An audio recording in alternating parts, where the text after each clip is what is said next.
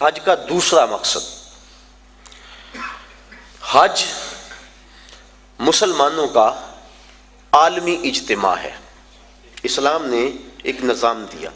محلے کی سطح پہ مسلمانوں کا اجتماع نماز باجماعت ہے، علاقے کی سطح پہ مسلمانوں کا اجتماع جمعۃ المبارک ہے، شہر کی سطح پر مسلمانوں کا اجتماع عیدین ہے، اور عالمی اجتماع حج ہے۔ یہ ترتیب ہے اسلامی نظم کی اور اسلامی اجتماعیت کی۔ حج مسلمانوں کا عالمی اجتماع ہے، اور عرفات کی حاضری حج کے بنیادی اراکین میں سے ایک رکن ہے کہ چاہے چند لمحوں کے لیے عرفات میں آپ جائیں تو پھر حج ہوگا، اگر عرفات کی حاضری نہ ہو سکی تو حج ادا نہیں ہوگا۔ تو عرفات کے اندر یوم حج کو خطبہ دیا جاتا ہے جس کا سننا مسنون ہے۔ تو خطبہ حج کے اندر مسلمانوں کے عالمی اجتماع کو امام حج امیر حج کا منصب ہے کہ جو مسائل درپیش ہیں ان مسائل کی روشنی کے اندر ان کی رہنمائی کرے۔ حضور نبی رحمت صلی اللہ علیہ وآلہ وسلم کا خطبہ حج ہمارے سامنے ہے۔ اس وقت جو حالت ہے مسلمانوں کی وہ کسی سے مخفی نہیں، اور حج کے موقع پہ چاہیے تو یہ کہ امیر حج پورا سال محنت کرے، اپنی ٹیمیں مختلف علاقوں میں بھیج کر تجزیہ کرے کہ مسلمان اس وقت پوری دنیا سے پیچھے کیوں رہ گئے ہیں، اور جو سازشیں کرنے والے اہل اسلام کو ہر وقت ظلم و جبر کی چکی میں پیس رہے ہیں تو ان سے چھٹکارا کیوں کر ممکن ہے۔ تو وہ پوری دنیا کے آئے ہوئے نمائندوں کو پورے سال کا لائحہ عمل دے کہ تم نے اپنے اپنے علاقوں میں جا کے یہ کرنا ہے اور اس پیغام کو آگے لوگوں تک پہنچانا ہے۔ پھر پورا سال اس کی نگرانی ہوتی رہے، اور سال کے بعد تجزیہ کیا جائے کہ کمی بیشی کیا ہے، کتنے فوائد ہوئے، اور کہاں تک ہم نے اپنا ہدف حاصل کیا، اور ترمیم و تنسیق کے ساتھ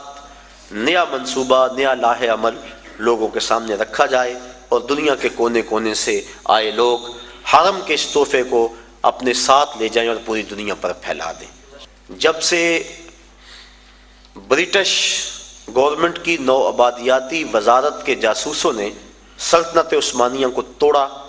اور اسلام کی اجتماعیت پر چرکا لگایا، تو اسلام کا یہ جو نظام ہے یہ کافی حد تک کمزور پڑ گیا۔ علامہ اقبال پھوٹ پھوٹ کے روئے تھے، دیکھ مسجد میں شکست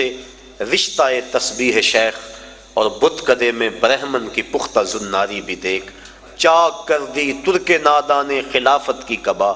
سادگی مسلم کی دیکھ اوروں کی عیاری بھی دیکھ۔ یہ ایک الگ دکھڑا ہے، الگ کہانی ہے کہ مسٹر ہیمفر کس طرح یہاں داخل ہوا اور کس طرح سلطنت عثمانیہ کو توڑنے کے لیے اس نے کن کن لوگوں کو خریدا، کیا کیا ہوا، اور پیچھے کون کون سے جبہ و دستار والے لوگ تھے، اور پھر خلافت کی رہی صحیح جو ساکھ موجود تھی وہ ساکھ بھی ختم کر دی گئی۔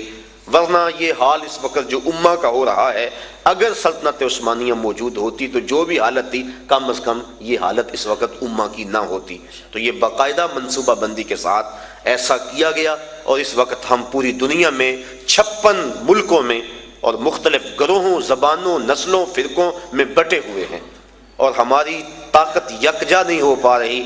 اور اتنی کثرت کے باوجود ہمیں ویٹو کا حق بھی حاصل نہیں، اور دنیا میں جس قار مذلت میں ہم گرے ہیں العیاذ باللہ، اسی کشتی کو ہے خوف تلاطم صد حیف منہ موڑ دیے تھے جس نے بڑھتے ہوئے طوفانوں کے۔ ہم تو 313 ہو کے جبر کی آنکھوں میں آنکھیں ڈال کے بات کرتے تھے، اور آپ 1 ارب سے متجاوز، لیکن ہماری جو حالت ہے وہ کسی سے بھی مخفی نہیں۔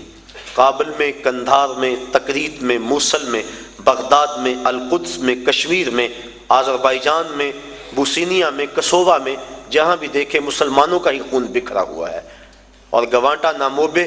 کی جھیلوں کے اندر اس سردی کے اندر ان مظلوموں کے ساتھ جو ظلم ہو رہا ہے وہ ناقابل بیان ہے کہ لہجہ پھٹتا ہے، دل زخمی ہوتا ہے۔ حج کا اجتماع مسلمانوں کا عالمی اجتماع ہے، اور اجتماع کے موقع پہ پوری دنیا کے مسلمانوں کو وہ چیز دینی چاہیے تھی جس سے وہ دوبارہ عروج کی طرف سفر کرنا شروع کر دیں۔ اقبال علیہ رحمہ نے ایک بڑی خوبصورت بات کہی،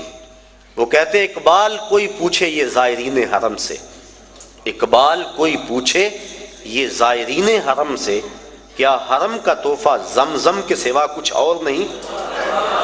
کہ جو بھی جاتا ہے آب زمزم لا کے ہمیں پلاتا ہے۔ اقبال کہتے ہیں وہاں سے جو نور لے کر آئے ہو، جو پیغام لے کر آئے ہو، وہ پیغام بھی تو ہمیں دو نا۔ کھجوریں اور آب زمزم ہمیں پلا دیتے ہو، حرم کا اور بھی تحفہ ہے جو لینے کے لیے تم وہاں گئے تھے۔ تو یہ بنیادی ایک مقصد ہے کہ مسلمانوں کا عالمی اجتماع ہے، اور عالمی لیول کے جو مسلمانوں کے مسائل ہیں، میں یہاں گفتگو کروں یا میں عملی طور پہ کوشش کروں، اس سے کچھ بہتری تو آ سکتی ہے، لیکن عالمی مسائل کا حل وہاں سے ہے۔ اور اگر عرب اس کے لیے اپنے آپ کو تیار کر لیں اور جرأت اور پامردی کا مظاہرہ کریں اور دن رات ایک کر دیں اور منصوبہ بندی کریں اور حج کے موقع پہ اس پیغام کو لوگوں تک پہنچائیں، تو مسلم امہ پھر متحد ہو سکتی ہے، اور وہ خواب جو کہ اسلام کی نشت ثانیہ کا خواب ہے وہ شرمندہ تعبیر ہو سکتا ہے۔ تو یہ حج کا دوسرا بنیادی مقصد تھا کہ مسلمانوں کو عالمی اجتماع دیا گیا ہے۔ اجتماع کرنے کے لیے کئی کچھ کیا جاتا ہے، لیکن اس اجتماع کے لیے اللہ نے لوگوں کے دل میں کشش پیدا فرما دی۔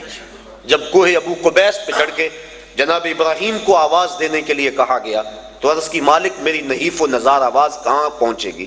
کہا ہے ابراہیم علیہ السلام آواز دینا تیرا کام، اس کو لوگوں تک پہنچا دینا یہ ہمارا کام ہے۔ اور پھر ماں کے شکم میں اور باپ کی سلب کے اندر تک اس آواز کو پہنچا دیا گیا، اور جس نے اس آواز کو سنا آج لبیک لبیک کہتا ہوا شوق و مستی میں دوڑتا ہوا حرم کی طرف بڑھتا چلا جا رہا ہے۔ تو یہ مسلمانوں کا عالمی اجتماع ہے، اس کے جو فوائد تھے عالمی اجتماع کے کاش کہ وہ حاصل کیے جاتے۔